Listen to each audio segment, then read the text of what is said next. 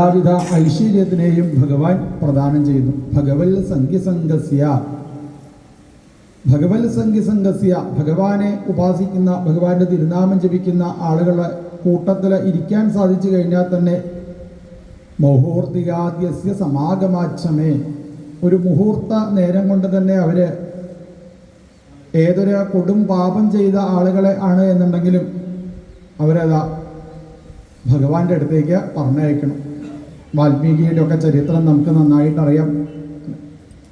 ലോകത്തുള്ള ആളുകളെ മുഴുവനും ഉപദ്രവിച്ച് നടക്കുന്നതായ രത്നാകരനെ ഇപ്പോൾ നീ ആരെയും ഉപദ്രവിക്കരുത്, അരുത് അരുത് അരുത് അരുത് അരുത് അരുത്, ആരെങ്കിലും ദ്രോഹിക്കുന്നത് കണ്ടു കഴിഞ്ഞാൽ ഇപ്പോൾ വാൽമീകി എന്താ പറയുക? അരുത് അരുത് അരുതരുത്, അരുത് അരുത് അരുത് അല്ലേ? ഇതെന്നെ പറഞ്ഞുകൊണ്ട് നടക്കുന്ന ഒരു ഭാവത്തിലേക്ക് വാൽമീകിക്ക് എത്തിച്ചേരുവാൻ എന്തുകൊണ്ടാണ് സാധിച്ചത്? മഹർഷീശ്വരന്മാരായിട്ടുള്ള ആ ഒരു ബന്ധമാണ്. ദർശനാത്, ഈശ്വരനെ ഉപാസിക്കുന്ന ആളുകളെ ഒന്ന് കണ്ടാൽ മതി, അവരോട് കൂടിയിട്ട് കുറച്ചു നേരം ഇരിക്കാനായിട്ട് സാധിച്ചാൽ മതി. ദർശനാദേവ സാധവ എന്ന് പറയും. സാധുജനങ്ങളായ ഭഗവത് ഭക്തന്മാരായിരിക്കുന്ന ആളുകളുടെ ഒരു ദർശനം കൊണ്ട് തന്നെ എല്ലാവിധ പാപകർമ്മങ്ങളും നമ്മളിൽ നിന്ന് ഇല്ലാതായിട്ട് തീരുന്നു, സകല ദുഃഖങ്ങളും ഇല്ലാതായിട്ട് തീരുന്നു. അവരുടെ നാവിലൂടെ വരുന്നതായിരിക്കുന്ന വാക്കുകൾ തന്നെ ഈ ലോകത്തിനെ മാറ്റിമറയ്ക്കുന്നു. ഏതേത് ദുഃഖങ്ങളുണ്ടെങ്കിലും ദുഃഖങ്ങളെ മുഴുവനും ഇല്ലാതാവാൻ ഭഗവത് ഭക്തന്മാരുടെ ഒരു അനുഗ്രഹം മതി. അങ്ങനെ ഭഗവത് ഭക്തനായിരിക്കുന്ന ആ മുതലയ്ക്ക് ഭഗവാൻ ആദ്യം തന്നെ മോക്ഷത്തിനെ പ്രദാനം ചെയ്തു. ഭക്തന്മാർ ഏത് രൂപത്തിലാണ് വന്നിരിക്കുക എന്ന് ആർക്കും പറയാനായിട്ട് സാധിക്കില്ല. മുതലയുടെ രൂപത്തിലാണ് ഹൂഹു എന്ന് പേരായിരിക്കുന്ന ഗന്ധർവൻ ഇവിടെ ആ ആനയുടെ അടുത്ത് വന്നതായിരുന്നത്. എന്താണ് ഭക്തന്മാരുടെ പ്രത്യേകത?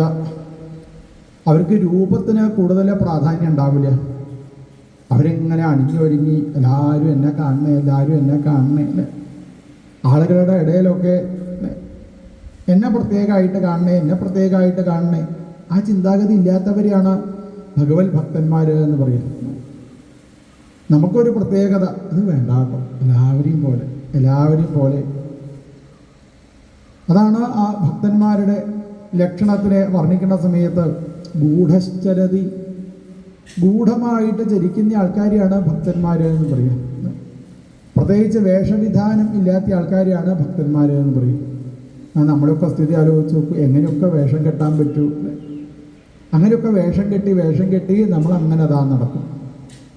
വേഷത്തിന് പ്രാധാന്യമില്ലാതെ ഭഗവാനെ മാത്രം ചിന്തിക്കുക, ഈശ്വരനെ മാത്രം ഉപാസിച്ച് ഭഗവാന്റെ തിരുനാമം ജപിക്കാൻ സാധിക്കുന്ന ആ ഭക്തൻ, അതാണ് മുതലയുടെ രൂപത്തിൽ കടന്നു പറഞ്ഞു അല്ലേ? ഈ ഗന്ധർവനെ ഈശ്വരനെ ഉപാസിച്ചയാള് എപ്പോഴും ഭഗവാനെ തന്നെ ചിന്തിച്ച്, അല്ലെങ്കിലും ഗന്ധർവന്മാർ എന്ന് പറഞ്ഞാൽ ആരും ആലോചിച്ച് നോക്കൂലെ? പാട്ട് പാടാൻ അറിയുന്ന ആൾക്കാരെയാണ് ഗന്ധർവന്മാർ എന്ന് പറയും. എപ്പോഴും ഭഗവാനെ പറ്റിയിട്ട് അങ്ങനെ സ്തുതിക്കുന്ന ഗന്ധർവ വിഭാഗത്തിൽ പെട്ടതായ ഈ ഹൂഹു എന്ന് പേരായിരിക്കുന്ന മുതലയ്ക്കാണ് ഭഗവാൻ ആദ്യം തന്നെ മോക്ഷത്തിനെ പ്രദാനം ചെയ്തത്. അതാണ് ഭഗവൽ സംഖ്യസംഗസ്യ, ഭഗവാനെ ഉപാസിക്കുന്ന ആളുകളോട് കൂടിയിട്ട് കൂട്ടുചേരാനായിട്ട് സാധിക്കണം എന്ന് പറയുന്നത്. ഒരു നിമിഷം കൊണ്ട് അവർക്ക് എവിടെ എത്തിച്ചേരാൻ സാധിക്കണു? ഈ ഭഗവാന്റെ അടുത്ത് എത്തിച്ചേരാൻ സാധിക്കണം. അതുകൊണ്ടോ പലരും പൂക്കളൊക്കെ പറിച്ചു കൊണ്ടുവരുന്ന സമയത്ത് ചിലപ്പോൾ ആ പൂവിൻ്റെ അടുത്ത് ഒരു വാഴനാരുണ്ട് വെച്ചാൽ ആളുകൾ എന്ത് ചെയ്യും? വാഴനാരൂടി എടുക്കൂലേ? പൂവ് എപ്പോഴാണോ വാഴനാരിനോട് കൂടി ചേരുന്നത് അപ്പോഴേ ഈ വാഴനാരിന് ഭഗവാന്റെ അടുത്ത്, ഭഗവാന്റെ കഴുത്തിൽ എത്തിച്ചേരാനായിട്ട് ഇതാ സാധിക്കും. ആരെങ്കിലും വാഴനാര് മാത്രമായിട്ട് ഭഗവാന്റെ കഴുത്തിൽ കൊണ്ട് ചേർത്തു, അങ്ങനെയല്ല. വാഴനാരിനിപ്പോൾ ആ പൂവിനോടുള്ള ഒരു സംഘം അല്ലേ? അതാണ് ഭഗവൽ സംഖ്യസംഗസ്യ.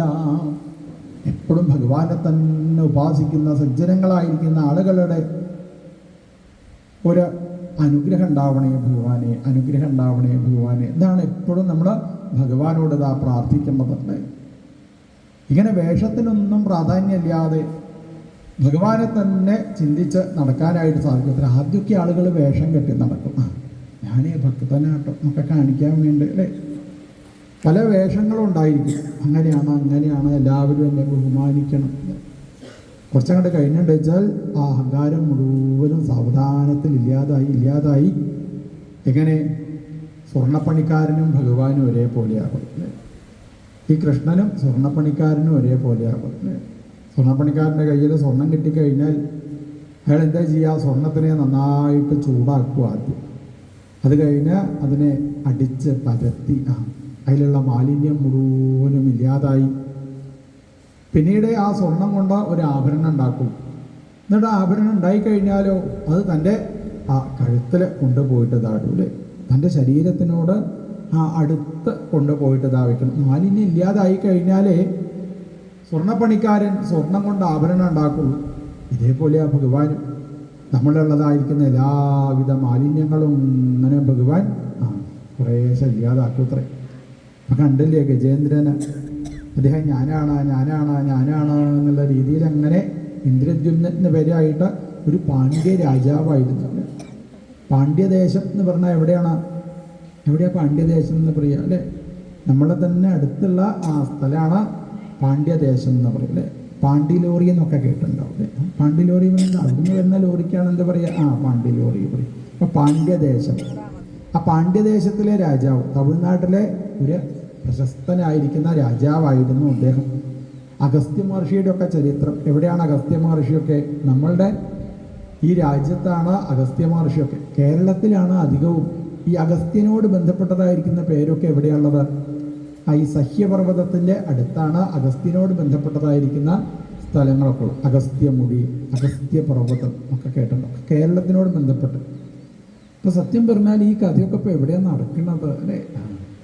അതാണ് ഗജേന്ദ്രമോക്ഷമൊക്കെ ചരിത്രം നമ്മളെ കേരളത്തിനോട് ബന്ധപ്പെട്ടതായ കഥയാണ് എന്ന് പറയും ഗജേന്ദ്രമോക്ഷം അല്ലേ? ഈ ഗജേന്ദ്രമോക്ഷത്തിനോട് ബന്ധപ്പെട്ട കേരളത്തിലെ പല സ്ഥലമുണ്ട്. കണ്ണൂർ പയ്യന്നൂർ ഭാഗത്ത് പോയി കഴിഞ്ഞാൽ അവിടെ ചക്രപാണി എന്നു പേരായിട്ട് ഒരു അമ്പലമുണ്ട്. ചക്രപാണി അമ്പലം. കയ്യിലേക്ക് ചക്രം എടുത്ത് നിൽക്കുന്ന സാക്ഷാൽ ഭഗവാനെയാണ് നമുക്ക് അവിടെ കാണാനായിട്ട് സാധിക്കും. അങ്ങനെ ചക്രപാണി അമ്പലം, ആ സ്ഥലത്തിൻ്റെ പേര് ഞാൻ മറന്നുപോയി. പയ്യന്നൂരിൽ നിന്ന് കുറച്ചങ്ങോട്ട് പോയി. അവിടെയൊക്കെ സപ്താഹം ഉണ്ടായിരുന്നു. ഒരു 32 കൊല്ലം മുന്നേ ഞാൻ അവിടെ സപ്താഹത്തിന് പോയിട്ടുണ്ട്. അവിടെ ഇരുന്ന് ഭാഗവതം വായിച്ചിട്ടുണ്ട്. അപ്പോൾ ഇങ്ങനെ സാക്ഷാൽ ഭഗവാനെ ഉപാസിക്കുന്ന അനവധി സ്ഥലങ്ങളും ആ മുതലേക്ക് ഭഗവാൻ ആ മോക്ഷത്തിനെ പ്രദാനം ചെയ്യുന്ന ചരിത്രം. ഇവിടെ ഗജേന്ദ്രൻ ജ്ഞാനരൂപത്തിലാണ് ഭഗവാനെ സ്തുതിക്കുന്നത്. ജ്ഞാനരൂപത്തിൽ പറഞ്ഞാലോ രൂപമില്ലാത്ത ഭാവമില്ലാത്ത ഭഗവാന് രൂപമുണ്ടോ ആലോചിച്ച് നോക്കൂലെ? ഭഗവാന് രൂപമുണ്ടോ ചോദിച്ചാൽ എല്ലാ രൂപവും ആരുടെയാണ്? ഭഗവാന്റെ തന്നെയാണ് അല്ലേ? എല്ലാ രൂപവും ഭഗവാന്റെ തന്നെയാണ്. അപ്പോൾ ഇന്നതാണ് ഭഗവാന്റെ രൂപം എന്നുള്ളത് ആർക്കും പറയാനായിട്ട് സാധിക്കില്ല. അങ്ങനെ രൂപമില്ലാത്ത ഭാവമില്ലാത്ത ഭഗവാനെ ഗജേന്ദ്രൻ എങ്ങനെ സ്തുതിക്കുന്ന സമയത്ത് സത്യലോകത്തിരുന്ന ബ്രഹ്മാവ് സ്തുതിയൊക്കെ നന്നായിട്ട് കേട്ടു. എൻ്റെ പേരേറ്റം വിളിക്കുന്നുണ്ടോ? സ്തുതിയിൽ എൻ്റെ പേരില്ലല്ലോ. ദേവലോകത്തിരുന്ന ഇന്ദ്രൻ സ്തുതി കേട്ട സമയത്ത് അതിൽ ശ്രദ്ധിച്ചു, എൻ്റെ പേരറ്റുണ്ടോ അതിൽ? എന്നെ വിളിച്ചിട്ടാണോ കരയണത്? എന്നെ വിളിച്ചിട്ടല്ലല്ലോ. ഇങ്ങനെ മഹാദേവനെ ആലോചിച്ചു. ഇങ്ങനെ പലരും ആലോചിച്ചുകൊണ്ടിരിക്കുമ്പോൾ രൂപമില്ലാത്ത ഭാവമില്ലാത്ത സാക്ഷാൽ ഭഗവാൻ. എന്താ ഭഗവാന്റെ പ്രത്യേകത? ഭക്തരക്ഷണമാണ് ഭഗവാന്റെ പ്രത്യേകത അല്ലേ? ഭക്തനെ രക്ഷിക്കുക. അപ്പം ആര് ഭക്തനെന്ന് ഭഗവാൻ നോക്കുക പതിവില്ല. അങ്ങനെ എല്ലാവരെയും രക്ഷിക്കുന്ന ആളാണ് സാക്ഷാൽ ഭഗവാൻ. അങ്ങനെ ഗരുഡൻ്റെ പുറത്ത് സാക്ഷാൽ ഭഗവാൻ എങ്ങനെ ഇപ്പോൾ ആ ഗജേന്ദ്രൻ്റെ മുന്നിൽ എങ്ങനെ വന്ന് ആവിർഭവിച്ചു. ഗജേന്ദ്രൻ എല്ലാ ദിവസവും രാവിലെ ജപിക്കുന്ന ഒരു മന്ത്രമാണ്. എന്താണ്? ഓം നമോ ഭഗവതേ വാസുദേവായ യത ഏതച്ഛിതാത്മകം പുരുഷായ ആദിബീജായ പരേശായാഭിധീമഹി യസ്മിന്നിദം യതശ്ചേദം യേനേദം യയിദം സ്വയം യോസ്മാൽ പരസ്മാശ്ച പരഃ തം പ്രപദ്യേ സ്വയം ഭുവം യസ്വാത്മനീദം നിജമായയാർപ്പിതം ക്വചിത് വിഭാതം ക്വചതൽ തിരോഹിതം. എങ്ങനെ അള്ളിയാളായി ഈ ഭഗവാൻ അല്ലേ? ക്വചിത് വിഭാതം. ചില സമയത്ത് നമ്മളൊക്കെ എന്തെങ്കിലും പറഞ്ഞിട്ടുണ്ടെന്ന് വെച്ചാൽ അതൊക്കെ നന്നായിട്ട് കേൾക്കും ഭഗവാൻ. എവിടുന്നെങ്കിലുമൊക്കെ നാമം ജപിക്കുക വേണ്ടത് എന്നിങ്ങനെ ആരെങ്കിലും പറയുമ്പോൾ അതെന്നെ കേട്ട് പലരും നാമം ജപിക്കാൻ പുറപ്പെടും. നാമം ജപിച്ച് അങ്ങനെ കുറേ ഇങ്ങനെ നാമം ജപിക്കുന്ന സമയത്ത് ആ നാമത്തിൽ നമുക്ക് സിദ്ധി ഉണ്ടാവും. സിദ്ധി ഉണ്ടായിക്കഴിഞ്ഞാൽ പിന്നെ ഇവരെന്താണോ പറയണത് അതൊക്കെ ഭഗവാൻ ഇങ്ങനെ കേൾക്കും. അതാണ് സിദ്ധിയുടെ പ്രത്യേകത. സിദ്ധിയുള്ള ആൾക്കാർ എന്ത് പറഞ്ഞു കഴിഞ്ഞാലും ഭഗവാൻ ആയിക്കോട്ടെ നീ എന്ത് പറഞ്ഞാലും ഞാൻ കേട്ടോളാം കേട്ടോ എന്ന് പറഞ്ഞാൽ ഭഗവാൻ ആ സിദ്ധിയുള്ള ആളുകൾ എന്ത് പറഞ്ഞു കഴിഞ്ഞാലും അതെങ്ങനെ അത് അനുവദിച്ച് കൊടുക്കും. കുറച്ച് കഴിയുന്ന സമയത്ത് ഈ സിദ്ധിയുള്ള ആൾക്കാർക്ക് തോന്നും ഞാൻ എന്ത് പറഞ്ഞാലും കൃഷ്ണൻ കേൾക്കും കേട്ടോ, ഞാൻ എന്ത് പറഞ്ഞാലും ഭഗവാൻ കേൾക്കും എന്നുള്ള ഒരു അഹങ്കാരം എപ്പോഴാണോ ഇവർക്ക് വരുന്നത് കൊച്ചതൽ തിരോഹിതം. അപ്പം ഭഗവാൻ അവിടെ ചോദിക്കും നീ ആരാ നീ പറയണതൊക്കെ കേൾക്കേണ്ടതാണ് ഞാൻ എന്ന് പറഞ്ഞ ഭഗവാൻ നമ്മുടെ അടുത്തുനിന്ന് തിരോഹിതം, ഭഗവാൻ അങ്ങടെ മറഞ്ഞതാ പോവും അല്ലേ. അപ്പം ഇങ്ങനെ സാക്ഷാൽ ഭഗവാന്റെ സ്വരൂപം എന്താണ് എന്നുള്ളത്, എങ്ങനെയായി ഭഗവാന്റെ അനുഗ്രഹം എന്നുള്ളത് ആർക്കും പറയാനായിട്ട് സാധിക്കില്ല. ചിലപ്പോൾ ഭഗവാൻ നമ്മുടെ മുന്നിൽ എങ്ങനെ വന്നു നിന്ന് നമ്മൾ പറയണത് മുഴുവനും കേട്ടുകൊണ്ട് അങ്ങനെയാവും ഭഗവാൻ നമ്മളെ അനുഗ്രഹിക്കുക. ചിലപ്പോൾ ഭഗവാൻ നമ്മളിലുള്ള വസ്തുക്കളൊക്കെ എടുത്തിട്ടാവും ഭഗവാൻ നമ്മളെ അനുഗ്രഹിക്കുക അല്ലേ. വിചിത്രരൂപ തവഖൽവനുഗ്രഹ, വിചിത്രരൂപ തവഖൽവനുഗ്രഹ. ഭഗവാന്റെ അനുഗ്രഹം എന്ന് പറഞ്ഞാൽ അത് ഏത് രീതിയിലാണെന്ന് നമുക്ക് പറയാൻ പറ്റില്ല. കണ്ടില്ലേ സുധാമാവ് അല്ലേ, സുധാമാവിന് സത്യം പറഞ്ഞപ്പോൾ സന്തോഷാത്രേ. കാരണം എന്താണ്, എൻ്റെ കയ്യിൽ ഒന്നുമില്ലാത്തതുകൊണ്ട് ഒരു കുഴപ്പമില്ല, ഒന്നുമില്ലാത്തതുകൊണ്ട് ഒരു കുഴപ്പമില്ല, ഒരു പ്രയാസമില്ല. എന്തൊരു സന്തോഷ സുധാമാവിന് അല്ലേ. ഓരോന്നുണ്ടായി കഴിഞ്ഞാലാണ് ചിലപ്പോൾ പ്രയാസം തോന്നും അല്ലേ. അതാണ് പരിഗ്രഹോഹി ദുഃഖായ എന്ന് പറയും. പരിഗ്രഹോഹി ദുഃഖായ, കൂട്ടിവെക്കുന്നതോട് കൂടിയിട്ട് എന്താ ഉണ്ടാവുക, ഓരോ ദുഃഖങ്ങൾ അങ്ങനെ ഉണ്ടാവും ജീവിതത്തിൽ. അതും എൻ്റേതാണ് അല്ലേ. ഓരോരോ ആൾക്കാരെ നമ്മളങ്ങനെ പരിചയപ്പെടാൻ പുറപ്പെട്ട് കഴിഞ്ഞാൽ കണ്ടു, വർത്തമാനം പറഞ്ഞു, ഫോൺ നമ്പർ കിട്ടി, പിന്നെ അവർ എവിടെന്നെങ്കിലും കാണുന്ന സമയത്ത് നമ്മൾ വർത്തമാനം പറഞ്ഞില്ല വെച്ചാൽ അയാൾക്കിപ്പോൾ കുറച്ച് അഹങ്കാരം കൂടുതലല്ലേ. ആദ്യമൊക്കെ എന്നെ കാണുന്ന സമയത്ത് എത്രയാ വർത്തമാനം പറഞ്ഞിരുന്നതല്ലേ. ഇപ്പം എന്താ വേണ്ടത്, പരിഗ്രഹോ ഹി ദുഃഖായ. കൂട്ടി വെക്കണ്ട കേട്ടോ, ഒന്നും കൂട്ടി വെക്കണ്ട. ഇപ്പോൾ സുധാമാവിൻ്റെ ഫോണിലുള്ള ഒരൊറ്റയാളെ നമ്പറും ഇല്ലാത്തേ. ആര് സുധാമാവിന് ഒരു ബന്ധവുമില്ല. അതുകൊണ്ട് അയാൾക്ക് എന്ത് സുഖമുണ്ടല്ലേ, സുധാമാവിന് എന്തൊരു സുഖമുണ്ട്. വിചിത്രരൂപത്തവ കല്വനുഗ്രഹം. അനവധികാലമായിട്ടും ഈ ഉപാസന കൊണ്ടൊന്നും സുധാമാവിന് ഭഗവാനൊന്നും കൊടുക്കണമെന്നും ഭഗവാൻ ആഗ്രഹമില്ല. കാരണം ഭഗവാന് നന്നായിട്ട് അറിയാം അയാൾക്ക് ഒരാവശ്യമില്ല, ഒരാഗ്രഹമില്ല. പിന്നെ എന്തിനാ എന്തെങ്കിലും വേണമെന്നുള്ളവർക്കല്ലേ കൊണ്ടുപോയിട്ട് കൊടുക്കേണ്ടത്. അതുകൊണ്ട് ഭഗവാൻ അത്രയൊന്നും ശ്രദ്ധിച്ചില്ല. പക്ഷെ ഭാര്യ വന്ന് പറഞ്ഞാൽ പിന്നെ കേൾക്കാതിരിക്കാൻ പറ്റും. സുധാമാവിൻ്റെ ഭാര്യയ്ക്ക് ആവശ്യം. സുധാമാവിൻ്റെ ഭാര്യ വന്ന് ഇതിനൊക്കെ വേണമെന്ന് പറഞ്ഞ സമയത്ത് അപ്പോൾ പിന്നെ ഭഗവാന് സംശയമില്ലാത്ത ഒക്കെ എന്തൊരു കാരുണ്യവാരിധിയാ ഭഗവാൻ. ആലോചിച്ച് നോക്കൂലേ. സുധാമാവിൻ്റെ ഭാര്യ ഇപ്പോൾ തൻ്റെ ഭർത്താവിൻ്റെ കയ്യിൽ ഒരു പിടി അവല് അത്രേ കൊണ്ടുപോയി കൊടുത്തു. അതും കുറച്ച് എത്രത്തോളം ചെറുതാക്കാൻ പറ്റുമോ അത്രത്തോളം ചെറുതാക്കിയിട്ട് ഒരു പിടി അവല് അത് തൻ്റെ ഭർത്താവിൻ്റെ കയ്യിൽ കൊണ്ടുപോയിട്ട് കൊടുത്ത് ഭഗവാന്റെ അടുത്ത് ആകപ്പാടെ കിട്ടിയത് കുറച്ച് അവലാണ്. വേണിച്ചാൽ എണ്ണി വെക്കാം എത്ര അവലുണ്ട് എന്നുള്ളത്, വേണിച്ചാൽ എണ്ണി വെക്കാം ഭഗവാൻ. അതാണ് അൽപീയസി കാമവരിഷം എന്ന് പറയും. അൽപീയസി കാമവരിഷം. നമ്മൾ ഭഗവാന്റെ മുന്നിൽ കൊടുക്കുന്നത് എത്രയോ അല്പമായിരിക്കും, എത്രയോ ചെറിയ കാര്യമാണ് നമ്മൾ കൊണ്ടുപോയി കൊടുക്കണമെന്ന് വെച്ചാലും ഭഗവാന്റെ അടുത്തുനിന്ന് കിട്ടുന്ന ആ അനുഗ്രഹം ആലോചിച്ച് നോക്കൂ. കാമവരിഷദ്യുതരു കിസലയം നാഥ തേ പാദമൂലം. കാമവരിഷദ്യുതരു കിസലയം, കാമവരിഷമാണ്, കാമവരിഷം.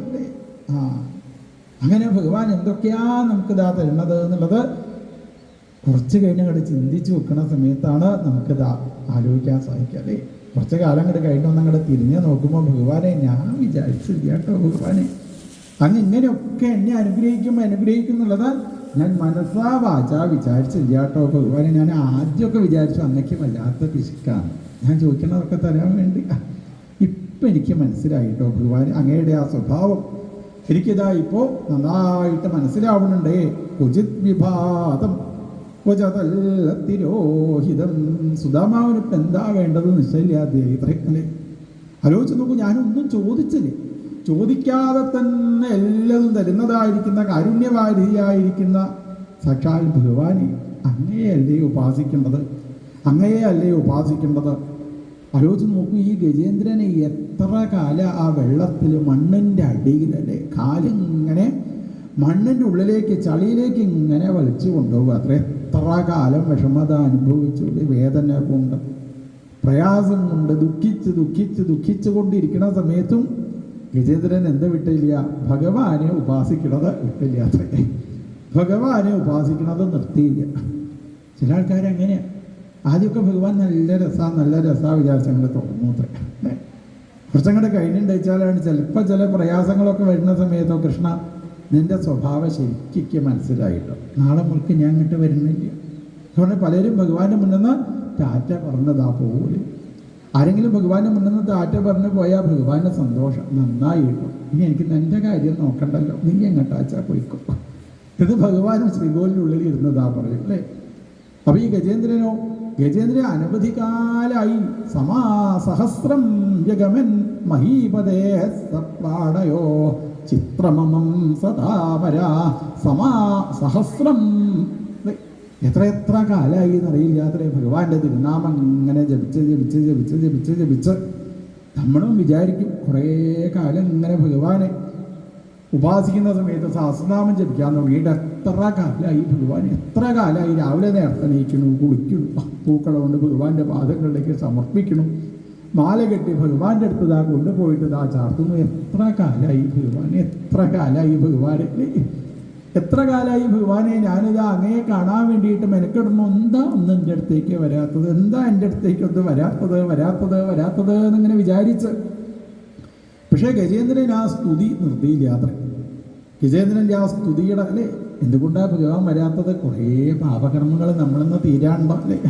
ആണ് പല ആൾക്കാരും ആഗ്രഹം സാധിക്കാൻ എന്താ വേണ്ടത് എന്നൊക്കെ ഭഗവാന്റെ അടുത്ത് ഇങ്ങനെ വന്ന് ചോദിക്കുമ്പോൾ ചിലവർ ഇതാ നെയ്വിളക്ക് വയ്ക്കും, ചിലവർ പൂക്കളെ സമർപ്പിക്കും, ഭഗവാന്റെ മുന്നിൽ പലതരത്തിലെ പൂജകളൊക്കെ നടത്തും. എന്നാലും കാര്യം സാധിക്കില്ല ചിലപ്പോൾ അല്ലേ. എന്താ കാര്യം സാധിക്കാത്തത് അല്ലേ? കഴിഞ്ഞില്ല, പാപം കഴിഞ്ഞില്ല, ദുരിതം കഴിഞ്ഞില്ല. അത് തന്നെ അവസാനം നമ്മൾ എന്തെങ്കിലും ചെറിയൊരു കാര്യം ഭഗവാന്റെ മുന്നിൽ അങ്ങോട്ട് ചെയ്യുമ്പോഴേക്ക് എൻ്റെ ഭഗവാനെ കാര്യം ഇതാ സാധിച്ചല്ലോ അല്ലേ. ആ ചെറിയ കാര്യം ചെയ്യുമ്പോൾ മാത്രമല്ല, അതിൻ്റെ മുന്നേ എത്ര ഭഗവാനെ ഉപാസിച്ചിട്ടുണ്ട് അല്ലേ. ആ ഭഗവാനെ ഉപാസിച്ചതൊക്കെ ഒരുമിച്ചങ്ങനെ കൂടി എല്ലാ ദുരിതവും നമ്മൾ തങ്ങളുടെ ഇല്ലാതായി കഴിഞ്ഞാലോ നേരെ മുന്നിൽ സാക്ഷാൽ ഭഗവാൻ ഇങ്ങനെ ഗരുഡൻ്റെ പുറത്തെങ്ങനെ വന്നിരിക്കുന്നത് നമുക്കിതാ കാണാനായിട്ട് സാധിക്കും. അങ്ങനെ ഗരുഡാരൂഢനായിട്ട് സാക്ഷാൽ ഭഗവാൻ വിദിക്ഷുദിക്ഷോർദ്ധമത സമന്താതന്തർബഹ്യ ഭഗവാൻ നാരസിംഹ പ്രഹാപയം ലോകഭയം സ്വനേന. ഈ ലോകത്തുനിന്ന് വരുന്ന എല്ലാവിധ ഭയത്തിനെയും ഇല്ലാതാക്കാൻ വേണ്ടി സാക്ഷാൽ ഭഗവാൻ അതാ ഇപ്പോൾ ഹരിർവിദധ്യാൻ മമ സർവരക്ഷ. ഭഗവാൻ എങ്ങനെയുള്ള ആളാ? സർവരക്ഷാം, നമ്മളെല്ലാവിധ രക്ഷയെയും ചെയ്യുന്ന ആളാണ് സാക്ഷാൽ ഭഗവാൻ. എപ്പോഴും രക്ഷിക്കുന്ന ആളാരാ? ഭഗവാൻ മാത്രമാണ് നമ്മളതാ രക്ഷിച്ചു കൊണ്ടിരിക്കുന്നത്. നമ്മളെ രക്ഷിതാവായിട്ട് എപ്പോഴും അടുത്തിരിക്കുന്നതാരാ? ഭഗവാൻ. എന്നാൽ ചിലപ്പോൾ ഈ അടുത്തിരിക്കുന്ന ആളെ നമ്മൾ മറക്കും എന്ന് പറയില്ലേ. നമ്മളെ അടുത്തിരിക്കുന്ന ആളെ നമ്മളതാ മറക്കും. അപ്പോൾ ദൂരത്തുള്ള ആൾക്കാരെയാണ് നമ്മളെപ്പോഴും ഇങ്ങനെ ഓർത്തുകൊണ്ടിരിക്കുക അല്ലേ. ഒരു അമ്മയ്ക്ക് 2 കുട്ടികളുണ്ടാവും വിചാരിക്കും. ഒരു കുട്ടിയാണെന്ന് വെച്ചാൽ അടുത്ത് ഇരുന്ന് എപ്പോഴും അത് അടുത്ത അങ്ങനെ ഗവൺമെൻറ് ജോലിയൊന്നുമില്ല. അങ്ങനെ എന്താ ചെയ്യുക? ചിലപ്പോൾ അടുത്ത ഏതെങ്കിലും വീട്ടിലൊക്കെ പോയി എന്തെങ്കിലുമൊക്കെ ജോലിയൊക്കെ ചെയ്ത് വൈകുന്നേരം ആകുമ്പോൾ കുറച്ച് പൈസയൊക്കെ കിട്ടിയാൽ അമ്മ വീട്ടിലെ മകൻ ജോലിക്ക് പോണ സമയത്ത് തന്നെ പറഞ്ഞിട്ടുണ്ടാവും എന്ത്, അതെ വൈകുന്നേരം വരുന്ന സമയത്ത് മുറുക്കാൻ കൊണ്ടുവരണം കേട്ടോ, വിചാരിച്ചാൽ എന്നെ മരുന്ന് കൊണ്ടുവരണം കേട്ടോ എന്നൊക്കെ ആദ്യമേ പറഞ്ഞ് ഏൽപ്പിച്ചിട്ടുണ്ടാവും. ഇവൻ ജോലിയൊക്കെ കഴിഞ്ഞ് വരുന്ന സമയത്ത് സാധനമൊക്കെ വാങ്ങിയിട്ടുണ്ടാവും. അമ്മ എന്താണോ പറഞ്ഞത് വെച്ചാൽ അതൊക്കെ വാങ്ങിയിട്ടുണ്ടാവും. പക്ഷേ അമ്മയ്ക്ക് പെട്ടെന്ന് അങ്ങോട്ട് കൊടുക്കില്ല. എപ്പോഴേ കൊടുക്കുള്ളൂ? അമ്മയുടെ അടുത്ത് നിന്ന് 4-5 ചീത്ത അങ്ങോട്ട് കേൾക്കണം. അങ്ങനെ ഞാൻ നിന്നോട് എത്ര പ്രാവശ്യമായി പറയുന്നു, ഇത് വേഗം അങ്ങോട്ട് തന്നൂടെ നന്ദിയാഴ്ച ഒരു സാധനം കൊണ്ടുവരില്ല എന്നൊക്കെ പറഞ്ഞാൽ കുറച്ച് അമ്മയുടെ അടുത്ത് അങ്ങോട്ട് ചീത്ത കേട്ട് കഴിഞ്ഞാൽ ഇവൻ കൊണ്ടുപോയി. എന്തായാലും അമ്മ എന്താണോ രാവിലെ എന്നെ ഏൽപ്പിച്ചത് അത് അമ്മയുടെ അടുത്ത് കൊണ്ടുപോയി കൊടുത്തിട്ടേ ഇയാൾ കടന്നു പോകുള്ളൂ. അത്രയും അങ്ങനെയുള്ളതായിരിക്കുന്ന ഒരു മകൻ. വേറൊരു മകൻ, ആ മകനെ എവിടെയാ? ആ മകൻ വിദേശത്തുള്ള ആ മകനോ എപ്പോഴേ അമ്മേൻ്റെ അടുത്തേക്ക് വരുള്ളൂ? ആ കൊല്ലത്തിലൊരിക്കലേ വരുള്ളൂ. കൊല്ലത്തിലൊരിക്കൽ എല്ലാവരും കൂടി ഒരുമിച്ച് കൂടേണ്ട ദിവസം വന്ന് അവനാണെന്ന് ആൾക്കാരൊക്കെ പാടെ കൂടുന്നതിൻ്റെ ഇടയ്ക്ക് എന്താ ചെയ്യും? പോക്കറ്റിൽ നിന്ന് ഒരു 100 ഉറുപ്പിക എടുത്ത് എല്ലാവരെയും കാണിക്കും. എല്ലാവരെയും കാണിച്ച് ഇത് അമ്മേൻ്റെ കൈക്ക് അങ്ങോട്ട് കൊടുക്കും അല്ലേ. ഈ അമ്മ ആരെ പറ്റിയിട്ടാ എപ്പോഴും പറഞ്ഞുകൊണ്ടിരിക്കുക? എപ്പോഴും തനിക്ക് എല്ലാ കാര്യങ്ങളും ചെയ്തു തരുന്ന തൻ്റെ അടുത്തുള്ള മകനെ പറ്റിയിട്ട് എപ്പോഴും കുറ്റേ പറയാണ്ടാവില്ല അമ്മയ്ക്ക്. അവനെ കണ്ടില്ലേ, ജോലിയില്ല, മര്യാദയ്ക്ക് പഠിക്കാനിട്ടല്ലേ, അങ്ങനെ പറഞ്ഞ് എപ്പോഴും ഇങ്ങനെ ചീത്ത പറഞ്ഞ് ദൂരത്തുള്ള അവനെ പറ്റിയിട്ടാണ് അമ്മയ്ക്ക് എപ്പോഴും പറയാണ്ടാവില്ല. അവൻ ഭക്ഷണം കഴിച്ചു ആർക്കറിയും. വരുന്ന ആൾക്കാരോടൊക്കെ ഇങ്ങനെ പറയും, അവന് വലിയ ജോലിയാണ്, അവിടെ ഇന്നയാളാ ആ ആളാ, ചിലപ്പോൾ ഒന്നും ചെയ്യണ്ടാവില്ല. അത് അമ്മയ്ക്ക് വേണ്ടിയിട്ടൊന്നും കൊടുക്കാത്തതായിരിക്കുന്ന ദൂരത്ത് നിൽക്കുന്ന ആളെയാണ് അത് മനുഷ്യ സ്വഭാവമാണ് എന്ന് പറയുന്നത്. ഇതേപോലെയല്ലേ നമ്മുടെ ജീവിതം ആലോചിച്ച് നോക്കൂ. സാക്ഷാൽ ഭഗവാൻ എവിടെയാണ് ഇരിക്കുന്നത്? നമ്മൾ ഏറ്റവും അടുത്തിരിക്കുന്ന ആളാണ് സാക്ഷാൽ ഭഗവാൻ. സ്വന്തം സമീപേ രമണം രതിപ്രദം വിത്തപ്രദം നിത്യമിമം വിഹായ അകാമദം ദുഃഖഭയാതിശോകമോഹപ്രദം തുച്ഛമഹം ഭജേജ്ഞാനേ. എവിടെ ഭഗവാൻ ഇരിക്കുന്നത്? സ്വന്തം സമീപേ, നമ്മളുടെ ഏറ്റവും സമീപത്ത്, നമ്മുടെ സമീപത്തിരിക്കുന്ന ആളാണ് സാക്ഷാൽ ഭഗവാൻ. രമണം, രമിപ്പിക്കുവാൻ, നമ്മളെ സന്തോഷിപ്പിക്കുവാൻ ഈ ഭഗവാനല്ലാതെ വേറെ ആർക്കെങ്കിലും സാധിക്കുമോ നമ്മളെ സന്തോഷിപ്പിക്കുവാൻ?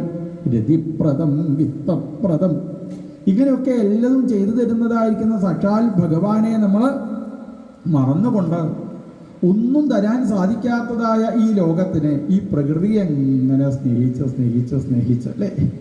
അതുകൊണ്ട് എന്താ വേണ്ടത്? ഭഗവാൻ ഉപാസിക്കൂ. ഈ ഗജേന്ദ്രൻ പലതരത്തിലുള്ള പ്രയാസങ്ങൾ, ദുഃഖങ്ങൾ ജീവിതത്തിൽ അനുഭവിക്കുന്ന സമയത്തും ഭഗവത് സ്മൃതിയെ മറന്നില്ലാത്രേ. അവസാനം താമരപ്പൂവ് ആ കയ്യിലേക്കെടുത്ത്, ഭഗവാനെ എൻ്റെ മനസ്സാകുന്ന താമരപ്പൂവ് അങ്ങയുടെ പാദങ്ങളിലേക്ക് തന്നെ എത്തിച്ചേരണേ. ഭഗവാൻ പറഞ്ഞു, പാദത്തിലല്ല കേട്ടോ, കയ്യിലേക്ക് തന്നെ നോട്ടേ പറഞ്ഞു. ഞാനിപ്പോൾ ഭഗവാന്റെ കയ്യിൽ എത്തിച്ചേർന്നു അത്രേ ആ താമരപ്പൂവ്. ഇപ്പോഴും അതെ, ഭഗവാന്റെ രൂപം അല്ലേ, മഹാവിഷ്ണുവിൻ്റെ സ്വരൂപമൊക്കെ വർണ്ണിക്കുമ്പോൾ താമരപ്പൂവില്ലാത്ത കയ്യില്ല ഭഗവാൻ. എപ്പോൾ നോക്കിക്കഴിഞ്ഞ് ഏതാ ഈ താമരപ്പൂവ്? ഗജേന്ദ്രൻ സമർപ്പിച്ചതായിരിക്കുന്ന താമരപ്പൂവാണ്. ഭക്തന്മാരുടെ മനസ്സിനാണ് താമരപ്പൂവ് എന്ന് പറയുക. പൂവിന് സുമനസ് എന്നുള്ള ഒരു പേരുണ്ട്. മനസ്സ് എന്ന് പറഞ്ഞാൽ എന്താ അർത്ഥം? താമരപ്പൂവ് എന്നാണ് ഇത് അർത്ഥം. നമ്മളെ മനസ്സാകുന്ന താമരപ്പൂവ് ഭഗവാന്റെ അടുത്തേക്ക് ഇതാ എത്തിച്ചേരണേ എന്ന് പ്രാർത്ഥിച്ച് നമുക്കും ആ ഗജേന്ദ്രമോക്ഷം, ഇവിടെ പാണ്ഡ്യരാജാവായിരിക്കുന്ന ഇന്ദ്രദ്യുമ്നൻ ആ ഗജേന്ദ്രൻ ഭഗവാന്റെ പാദങ്ങളിലേക്ക് സമർപ്പിച്ചതുപോലെ പൂക്കളത് സമർപ്പിക്കുവാനായിട്ട് സാധിക്കട്ടെ. ആ അധ്യായം കൂടി നമുക്ക് പാരായണം ചെയ്യാം. ഗോവിന്ദനാമ സങ്കീർത്തനം ഗോവിന്ദ ഗോവിന്ദ. ഓം നമോ ഭഗവതേ വാസുദേവായ. ഓം നമോ ഭഗവതേ വാസുദേവായ. ഓം നമോ ഭഗവതേ വാസുദേവായ. തൃതീയോധ്യായ. ശ്രീശുകൗവാച ഏവം വ്യവസിതോ ബുദ്ധ്യാ സമാധായ മനോഹൃതി ജജാപരമം ജാപ്യം പ്രാഗ്ജന്മന്യനുശിക്ഷിതം. ഗജേന്ദ്ര ഉവാച ഓം നമോ ഭഗവതേ തസ്മൈ യദേതച്ചിദാത്മകം പുരുഷായ ആദിബീജായ പരേശായാഭിധീമഹി യസ്മിന്നിദം യദശ്ചേദം യേനേദം യൈദം സ്വയം യോസ്മാത് പരസ്മാच्च പരസ്തം പ്രപദ്യേ സ്വയംഭുവം യസ്വാത്മനീദം നിജമായാർപ്പിതം ക്വചിത് വിഭാതം ക്വചതൽ തിരോഹിതം അവിദ്ധതൃസാക്ഷിഭയം തദീക്ഷതേ സാത്മമൂലോ വധുമാം പരാൽപരം കാലേന പഞ്ചത്വമിതേഷു ക്ലസ്നശോ ലോകേഷു ബാലേഷു സർവഹേതുഷോ തമസ്തദാസീൽ ഗഹനം ഗഭീരം യസ്തസ്യ പാരേ അഭിവിരാജതേ വിഭു നയസ്യ ദേവാർഷേ പദം വിദു ജന്തു പുനഃക്കോരികദിഗന്തുമീരിതും യഥാ നടസ്യാകൃതിവിരവിജേഷ്ടതോ ദുരത്യയാനുക്രമണസ്സമാവതു നിദൃക്ഷവോ യസ്യ പദം സുമംഗളം വിമുക്തസംഗാമുനിയസ്സു സാധവം ചരന്ത്യലോകവ്രതവ്രണം മനെ ഭൂതാത്മഭൂതാ സുഹൃതസ്തമേ ഗതിം ന വിദ്യതേ യസ്യ ജന്മകർമ്മ വാ ന നാമരൂപേ ഗുണദോഷ ഏവ വാ തഥാപി ലോകാപ്യസംഭവായ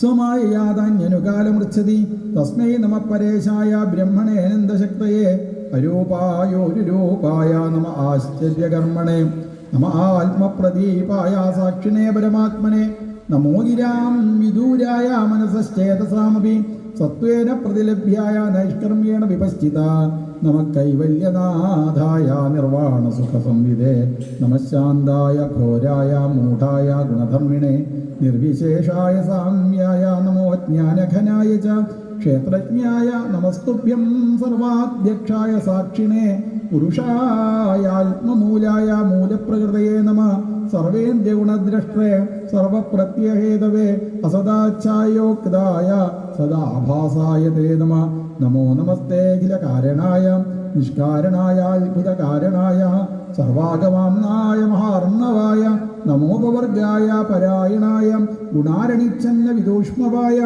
തൽക്ഷോഭവിസ്ഫോർജിതമാനസായ നൈഷ്കർമ്മ്യഭാവേന വിവർജിതാഗമസ്വയം പ്രകാശായ നമസ്കരോമി മാതൃപ്രപന്നവശപാശവിമോക്ഷണായ മുക്തായ ഭൂരികരുണായ നമോലയായ സ്വാംശേന സർവതനുബ്രന്മനസി പ്രതീത പ്രത്യദൃശേ ഭഗവതേ ബൃഹതേ നമസ്തേ ആത്മാത്മജാപ്തഗൃഹവിത്തജനേഷു സക്തൈർ ദുഷ്പ്രാപണായ ഗുണസംഗവിവർജിതായ മുക്താത്മഭിസ്വഹൃദയേ പരിഭാവിതായ ജ്ഞാനാത്മനേ ഭഗവതേ നമ ഈശ്വരായ യം ധർമ്മകാമാർത്ഥവിമുക്തികാമാ ഭജന്ത ഇഷ്ടാം യതിമാപ്നുവന്തി യം ദ്വാചിഷോരാത്യവിദേഹമവ്യയം കരോതു മേധഭ്രതയോ വിമോക്ഷണം ഏകാന്തിനോ യസ്യ ന കഞ്ചനാർത്ഥം വാഞ്ചന്തി വൈ ഭഗവൽ പ്രപന്നാ അത്യത്ഭുതം തച്ചരിതം സുമംഗളം ഗായന്ത ആനന്ദ സമുദ്രമഗ്നാ തമക്ഷരം ബ്രഹ്മപരം പരേശം അവ്യക്തമാധ്യാത്മികയോഗഗമ്യം അതീന്ദ്രിയം സൂക്ഷ്മമിവാതിദൂരം അനന്തമാദ്യം പരിപൂർണമീഡേ യസ്യ ബ്രഹ്മാദയോ ദേവാ വേദ ലോകാശ്ചരാചരഃ നാമരൂപവിഭേദേനാവലിയാചകലയാകൃതാം യഥാർച്ചിഷോഗ്നേ സവിതുർഗപസ്തയോ നിര്യാന്തി സംയാന്തി അസകല്ലസ്വരോജിഷ തഥാ യതോയം ഗുണസംപ്രവാഹോ ബുദ്ധിർമനഖാനി ശരീരസർഗാ സവൈ ന ദേവാസുരമർത്യതിര്യം ന സ്ത്രീ ന ഷണ്ഡോ ന പുമാൻ ന ജന്തു നായം ഗുണ കർമ്മ ന ചാസൻ നിഷേധശേഷോ ജയതാദശേഷ ജിജീവിഷേനാഹമിഹാമുയാക്യം അന്തർബഹിശ്ചാവൃതയേ ഭയോന്യ ഇച്ഛാമി കാലേന നയസ്യ വിപ്ലവത്വസ്യ ആത്മലോകാവരണസ്യ മോക്ഷം സോഹം വിശ്വസൃജം വിശ്വമവിശ്വം വിശ്വവേദസം വിശ്വാത്മാനമജം ബ്രഹ്മ പ്രണതോസ്മി പരംപദം യോഗരന്ധ്യത കർമാണോ ഹൃദയോഗവിഭാവിതേ യോഗിനോ യം പ്രപശ്യന്തി യോഗേശം നന്ദതോസ്മ്യഹം നമോ നമസ്തുഭ്യമസഖ്യവേഗശക്തിത്രയായാഖിലധീഗുണായ പ്രപന്നപാലായ ദുരന്തശക്തയേ തരീന്ദ്രിയാണാമനവാപ്യവദ്മനെ നായം വേദസ്സുമാത്മാനം യച്ചക്രിയാഹം ധിയാഹതം തം ദുരത്യമാഹാത്മ്യം ഭഗവന്തമിതോസ്മ്യഹം ശ്രീശുകൗവാച ഏവം ഗജേന്ദ്രോപവർണിത നിർവിശേഷം ബ്രഹ്മാദിയോ വിവിധലിംഗഭിതാഭിമാന നൈതേ യഥോപസസുനിഖിലാത്മകത്വാൽ തത്രാഖിലാമരമയോ സർവത്ര ഗോവിന്ദനാമ സങ്കീർത്തനം. ഗജേന്ദ്രന്റെ സ്തുതി കേട്ട സാക്ഷാൽ ഭഗവാൻ ഗരുഡാരൂഢനായി ഗജേന്ദ്രന്റെ മുന്നിലേക്ക് ആവിർഭവിക്കുന്നു. തൻ്റെ കയ്യിലുള്ളതായ താമരപ്പൂവ് ഗജേന്ദ്രൻ ഭഗവാന്റെ പാദങ്ങളിലേക്ക് നാമം ജപിച്ച് സമർപ്പിക്കുന്നതായ ശ്ലോകങ്ങളാണ് അടുത്തതായിട്ട് പാരായണം ചെയ്യുന്നത്. ആ സമയത്ത് നമുക്കും നമ്മുടെ ജീവിതത്തിൽ എല്ലാവിധ ദുരിതങ്ങളും ഇല്ലാതായി ഭഗവാനെ പരമമായിരിക്കുന്ന ആനന്ദത്തിലേക്ക് ഞങ്ങൾക്ക് എത്തിച്ചേരുവാൻ സാധിക്കണേ എന്നുള്ള ഭാവത്തിൽ നമുക്കും താമരപ്പൂക്കൾ ഭഗവാന്റെ പാദങ്ങളിൽ, മനസ്സാകുന്ന താമരപ്പൂവ് ഭഗവാന്റെ പാദങ്ങളിൽ സമർപ്പിക്കാം. തം തദ്വദാർത്ഥമുപലഭ്യ ജഗന്നിവാസ സ്തോത്രം നിശമ്യതി വിജയ സംസ്തുവദ്ഭി ഛന്ദോമയേന ഗരുഡേന സമുഹ്യമാനശ്ചക്രായുധോഭ്യഗമദാശു യഥോ ഗജേന്ദ്ര സുന്ദസ്സരസ്സുരുബലേന ഗൃഹീതാർത്തോ ദൃഷ്ട്വാ ഗരുൽമതിഹര്യം ഖഉപാത്തചക്രം ഉൽക്ഷിപ്യ സാംബുജകരം ഗിരമാഹൃച്ഛ്രാൽ നാരായണാഖില ഗുരോ ഭഗവൻ നമസ്തേ നാരായണാഖില ഗുരോ ഭഗവൻ നമസ്തേ നാരായണാഖില ഗുരോ ഭഗവൻ നമസ്തേ. ഓരോരുത്തർക്കായിട്ട് സാവധാനത്തിൽ വന്ന കയ്യിലുള്ള പൂക്കൾ, താമരപ്പൂക്കൾ എന്നുള്ള സമർപ്പിക്കാവുന്നതാണ് എന്ന് അറിയിക്കുന്നു. തം വീക്ഷപീഡിതമജസാപതീര്യം സഗ്രാഹമാശുതരസകൃപയോജ്ജാര ഗ്രാഹാഭിപാടിതമുഖാദരിണാ ഗജേന്ദ്രം സംവശ്യതാം ഹരിരമോമുജതുശ്രീയാണാം. ഇത് ശ്രീമദ്ഭാഗവതേ മഹാപുരാണേ പാരമഹംസ്യാം സംഹിതായാം അഷ്ടമസ്കന്ധേ ഗജേന്ദ്രമോക്ഷണേ തൃതീയോധ്യായ സർവത്ര ഗോവിന്ദനാമ സങ്കീർത്തനം. ഗജേന്ദ്രമോക്ഷണം എന്നാണ് ഈ അധ്യായത്തിന് പേരിതാ കൊടുത്തത്. ഗജേന്ദ്രമോക്ഷണം എന്ന് പറഞ്ഞാൽ എന്താ അർത്ഥം? മോക്ഷണം എന്ന് വെച്ചാൽ താൻ അറിയാതെ തന്നിൽ നിന്ന് ഇല്ലാതാകുന്നതിനാണ് മോക്ഷണം എന്ന് പറയുന്നത്. നമ്മൾ അറിയണില്ല, നമ്മൾ ഭഗവാനെ ഉപാസിക്കാനായിട്ടതായി ഇറങ്ങിത്തിരിക്കുമ്പോൾ തന്നിൽ നിന്ന് ദുരിതങ്ങൾ ഇല്ലാതായിട്ട് തീരുന്നത് നമ്മൾ അറിയുന്നില്ല. അങ്ങനെ ഗജേന്ദ്ര മോക്ഷണമാണ് നമ്മളിത് പാരായണം ചെയ്ത് അടുത്ത അധ്യായത്തിൽ ഗജേന്ദ്രനോട് കൂടിയിട്ട് ഭഗവാൻ തൻ്റെ ലോകത്തിലേക്ക് വൈകുണ്ഠ ലോകത്തിലേക്ക് ഇതാ യാത്രയാവുന്നതായ ഭാഗം എന്നാണ് വർണ്ണിക്കുന്നത്. പറഞ്ഞു ഗജേന്ദ്രനോട്, ഗജേന്ദ്ര ആരാണോ രാവിലെ നേരത്തെ എഴുന്നേറ്റ് പ്രണവം സത്യമവ്യക്തം സത്യസ്വരൂപനായിരിക്കുന്ന എന്നെ ഒന്ന് ധ്യാനിക്കുന്നത്, രാവിലെ നേരത്തെ എഴുന്നേറ്റ് ആരാണോ ഒന്ന് പ്രണവം ജപിക്കുന്നത്, ഓങ്കാരം ആർക്കാണോ ജപിക്കാനായിട്ട് ഇതാ സാധിക്കുന്നത്, സപ്ത പുണ്യ നദികളെ ആർക്കാണോ ഓർക്കാനായിട്ട് ഇതാ സാധിക്കുന്നത്, ആർക്കാണോ രാവിലെ നേരത്തെ എഴുന്നേറ്റ് എൻ്റെ അവതാര കഥകളെ വർണ്ണിക്കുന്നതായ ഗ്രന്ഥങ്ങളൊന്ന് പാരായണം ചെയ്യാനായിട്ട് ഇതാ സാധിക്കുന്നത്, ആർക്കാണോ രാവിലെ നേരത്തെ എഴുന്നേറ്റ് മമരൂപാണി എൻ്റെ ആ അതിമനോഹരമായിരിക്കുന്ന സ്വരൂപത്തിനെ ഒന്നിതാ ധ്യാനിക്കാനായിട്ട് സാധിക്കുന്നത്, ചന്ദ്രകിരണങ്ങൾ പൊഴിക്കുന്ന തിരുനഖങ്ങളോടുകൂടി പാദങ്ങളിൽ സ്വർണത്തിൻ്റെ പാദസരം ധരിച്ച് പീതാംബരപ്പെട്ട നുറഞ്ഞുടത്ത് അരയിൽ സ്വർണ്ണാഭരണം ചാർത്തി വനമാലയണിഞ്ഞ് രത്നമാലകളണിഞ്ഞ് സ്വർണ്ണമാലകളണിഞ്ഞ് മുത്തുമാലകളണിഞ്ഞ് തുളസിമാലകളണിഞ്ഞ് കഴുത്തിൽ കൗസ്തുഭ രത്നം ചാർത്തി 4 തൃക്കൈകളിൽ ശംഖ് ചക്രം ഗദ താമരപ്പൂവ് എന്നിവ ധരിച്ചുകൊണ്ട് തോൾവളകളണിഞ്ഞ് സ്വർണ്ണവളകളണിഞ്ഞ് സ്വർണ്ണമോതിരം ചാർത്തി അതിമനോഹരമായി പുഞ്ചിരിച്ച് ഉയർന്ന നാസികയോടുകൂടി വാരട്ട തൃക്കണ്ണെഴുതി ഗോപിക്കുറി ചാർത്തി കാതിൽ മകരകുണ്ടലങ്ങൾ അണിഞ്ഞ് സ്വർണത്തിൻ്റെ കിരീടം ചാർത്തി മയിൽപ്പീലി അണിഞ്ഞ മമരൂപാണി എൻ്റെ പാദാതി കേശത്തിനെ രാവിലെ നേരത്തെ എഴുന്നേറ്റ് ആർക്കാണോ ഒന്ന് ധ്യാനിക്കാനായിട്ട് ഇതാ സാധിക്കുന്നത്, പ്രാണാത്യയേ ചാഹം ദദാമി വിമലം മതി. അവിടെ ശരീരത്തിൽ നിന്ന് പ്രാണൻ യാത്രയാവുമ്പോൾ അവരുടെ മുന്നിൽ അവരെ അനുഗ്രഹിക്കാൻ ഞാൻ തന്നെ അതാ വന്നിരിക്കൂട്ടോ ഗജേന്ദ്ര എന്ന് പറഞ്ഞുകൊണ്ടാണ് ഭഗവാൻ ആ ഗജേന്ദ്രനോട് കൂടി തൻ്റെ ലോകത്തിലേക്ക് ഇതാ യാത്രയാവണത്. അതാണ് ഭക്തന്മാരും ഭഗവാനോട് ഇതാ പ്രാർത്ഥിക്കുക. അല്ലേ, ഭക്തന്മാർ ഭഗവാന്റെ മുന്നിൽ അങ്ങനെ വന്ന് പ്രാർത്ഥിക്കുമ്പോൾ അനായാസേന മരണം വിനാദൈന്യേന ജീവനം ദേഹി മേ കൃപയാ സിന്ധോ ത്വയി ഭക്തി അചഞ്ചല. അനായാസേന മരണം, ആയാസരഹിതമായിട്ട് മരിക്കാൻ സാധിക്കണേ ഭഗവാനെ. പ്രയാസം ഉണ്ടാവാൻ പാടില്ല. അല്ലേ, മരണസമയത്ത് പ്രയാസം ഉണ്ടായാലോ അത് ബുദ്ധിമുട്ടാണ്. എത്ര ആൾക്കാർക്ക് ആ പ്രയാസം ആലോചിച്ച് നോക്കൂലേ? നമുക്ക് മാത്രമാണോ? മരിക്കുന്നയാൾക്ക് മാത്രമാണോ? ഇങ്ങനെ കിടക്കുന്നയാളെ നോക്കണം വെച്ചാൽ എത്ര ആൾക്കാർ വേണമല്ലേ? കുറച്ചാലൊക്കെ ആൾക്കാരുണ്ടാവും. കുറച്ചങ്ങോട്ട് കഴിഞ്ഞുണ്ടെച്ചാലോ അല്ലേ, കുറച്ച് കഴിഞ്ഞുണ്ടെച്ചാൽ പിന്നെ ആരുമില്ല. ഗജേന്ദ്ര ഇപ്പോൾ തീരത്തേക്ക് നോക്കിയ സമയത്ത് ആദ്യമൊക്കെ എത്ര ആൾക്കാരായിരുന്നു എന്നാണ് വിചാരിച്ചതല്ലേ.